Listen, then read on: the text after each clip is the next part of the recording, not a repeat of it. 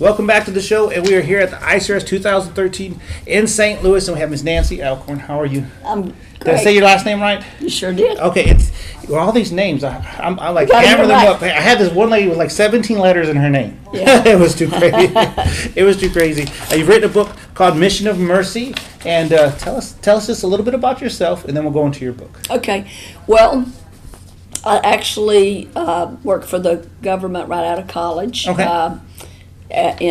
With the criminal justice system.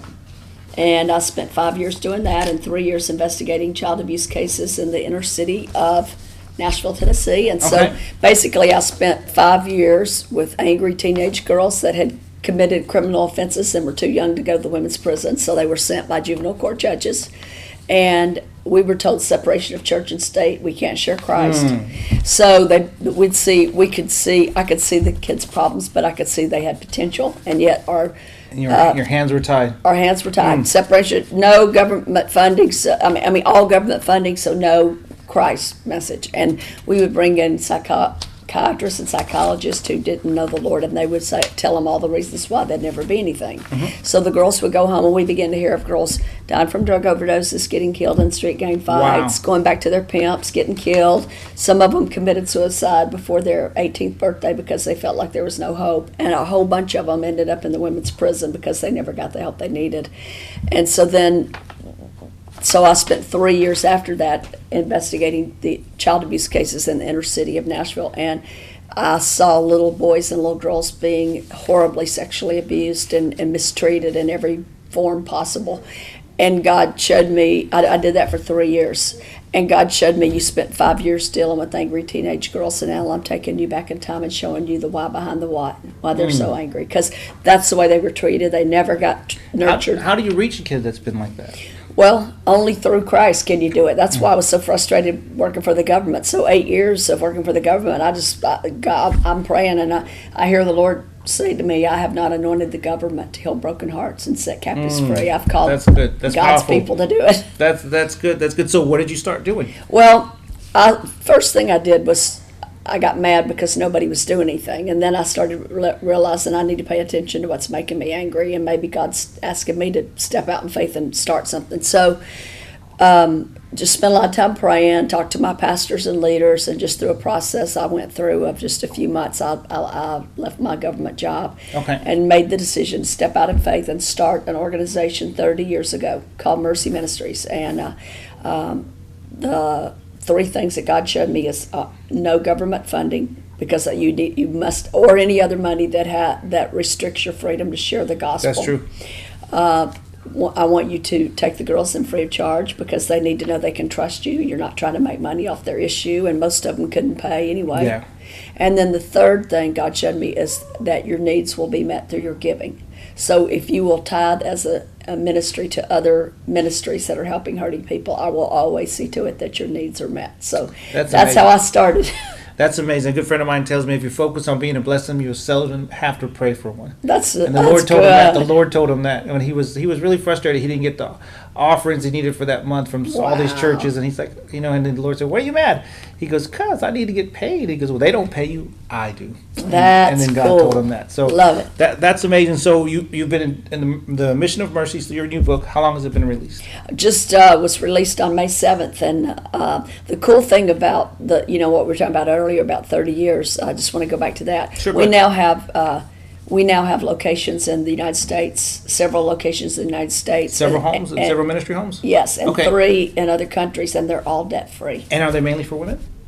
Women ages 13 to 28. And they're all debt-free. But they're all debt-free. Plus, God sends the money to operate them. I mean, it's amazing. Operating costs is... Yeah, that'll kill you almost more than what it's going to cost you for the building. That's the truth. And that's amazing. So anyway, as far as the book goes, for 30 years I've been very comfortable telling other girl stories, Yeah. And God challenged me because my own story is really difficult as well. Oh, absolutely. And so it started when I was 8 years old. We had a tragedy that just ripped our family to shreds, and then there was a series of deaths and tragedies of people very close, and a lot of things happened to me as a result of that. And God showed me, it's time for you to write your story. Oh. And I thought I'd dealt with that stuff, but what I'd done is I had so much grief in my life, I just stuffed it. One of them was a very tragic situation where my little sister was just horribly killed, crushed to death, and my dad slapping, an accident that happened in front of my mother was awful. And I write about it in the book, but I said I will never write this stuff because of the emotional thing. But God showed me, no, I want you to write it. But I also tell how when my dad died in 2001, I really loved my dad, but I could see grief in his eyes. The whole time he was alive, he never got over that because nobody came. We weren't believers. Nobody came. We went to church every Sunday, but nobody came around and said, "Absolutely, Jesus bore your grief so that you won't have to, and He wants to heal your broken heart." So we just all pretended it never happened and never talked about it. And so when my dad died in 2001, I'd been leading Mercy Ministries for like 18 years at that point, and all the stuff, all the grief and pain of that surfaced. Wow! And so. So I'm helping all these people around me, and my life feels like it's falling apart. And I go home and cry every night, and I'm depressed and I'm sad.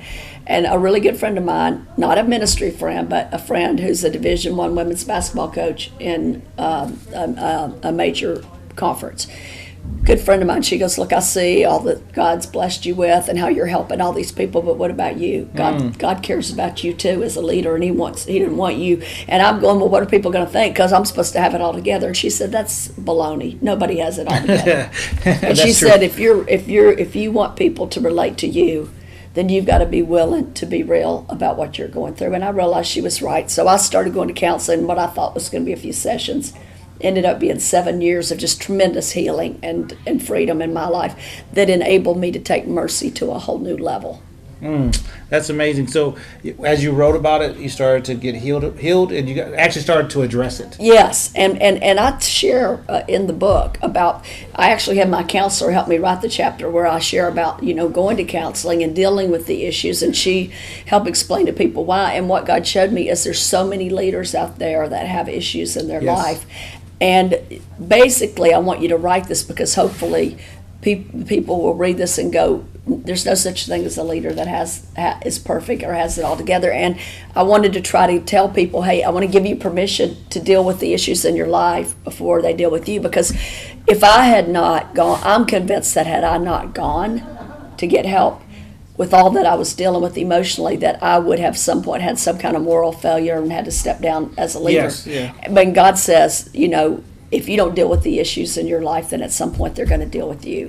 And I knew that I had to make the choice to go and get help. And I'm so thankful I did. And I never thought I'd write about it, but I'm actually sharing with people now that, you don't have to have a moral failure. You don't have to leave your post if you'll be honest about what you're struggling with. It's not a sin to struggle. It's just a sin to give in to the struggle and sin. Absolutely. And how long did it take you to write the book? It took.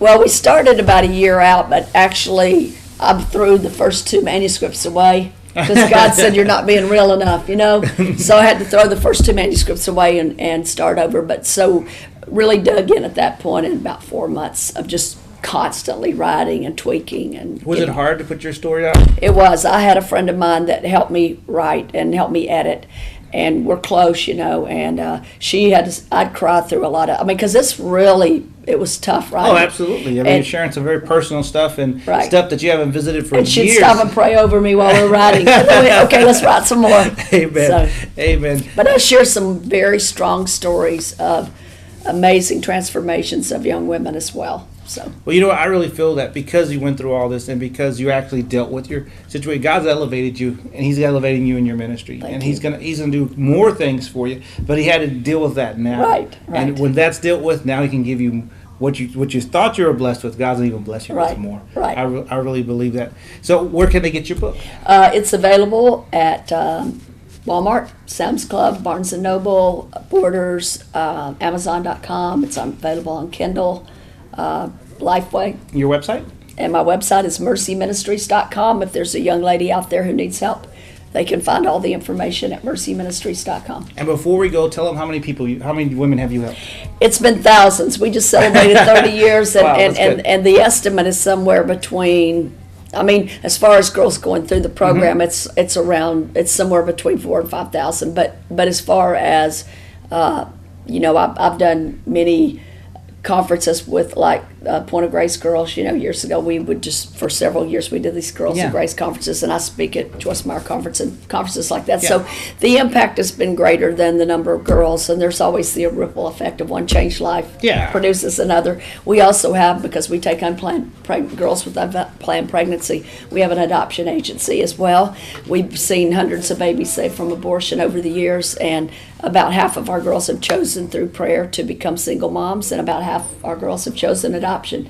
And either way, God just works. That's amazing. That's amazing. Give me your website one more time. Okay, it's mercyministries.com, and all the information is there about how to partner, about more resources, or how a young girl can get help. Download an application, and if all we need is a willing heart. We don't need somebody who has it all together. There is no such thing. We just want to meet you right where you are and help you put your life back together. Amen. That's a book that's called Mission of Mercy.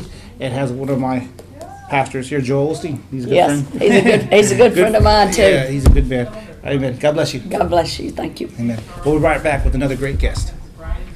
Okay, good job.